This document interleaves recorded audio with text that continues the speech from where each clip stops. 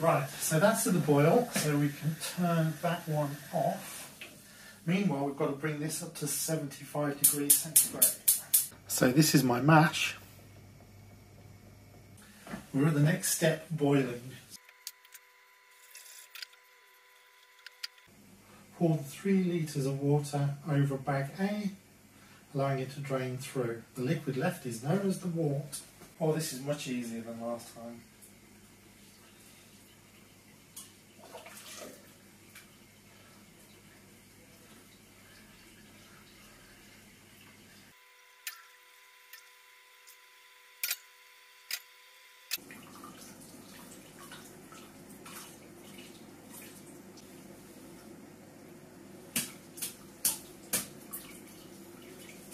So here we have the wort, not quite at a rolling boil yet.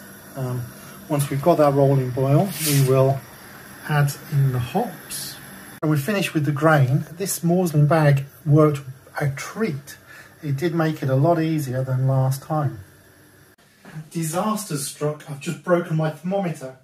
I just knocked it with my bag of stuff. Anyway, hops can go in. It's boiling now.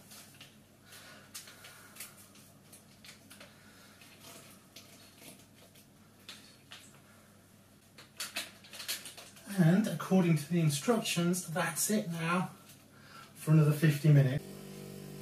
We're in the last 10 minutes. So the hops we added were East Kent Goldings hops. And we're now going to add the rather amusingly named Buggles hops.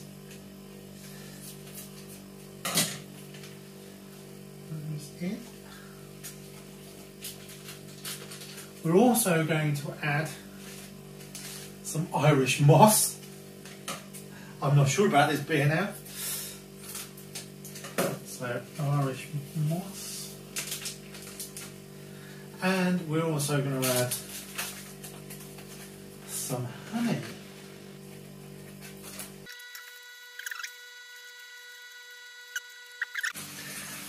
Now, last time cooling was a bit of a problem, given that I had about 1 ice cube.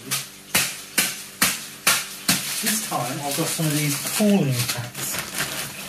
I've had them for a while, so hopefully they'll still work. Now, this next step is also going to be a bit tricky on account of the fact I've broken the thermometer. And we do need to cool it down to 40 degrees and then add a litre of cold water. So I'm just going to have to guess what 40 degrees is.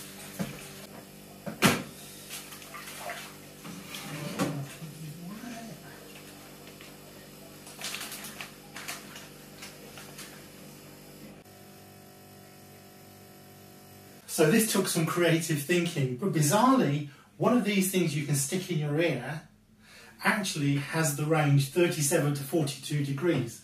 So I was able to check and I'm actually at 39.6 degrees. So, miraculously, we're still on track. So the next step is to add a litre of cold water and bring it down now to 30 degrees, and then we can transfer it across to the demijohn. Well, we seem to be getting there.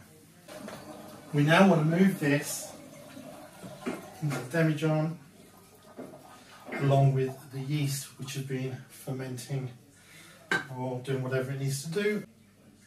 Get on.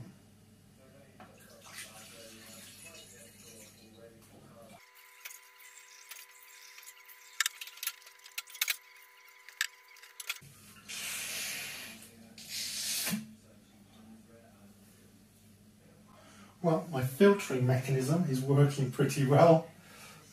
Certainly better than last time. Hopefully this is going to stop a lot of the gunk that we had go through. As we get close to the gallon mark, I'm going to have to put the yeast in. So it's filtering out the gunk really well. My funnel is blocked. Wasn't quite as clever as I thought, but we're going to learn. So how we do it? Probably. Now it doesn't tell me to sieve the yeast, so it's entirely possible this just needs to go in as is. I'll assume so.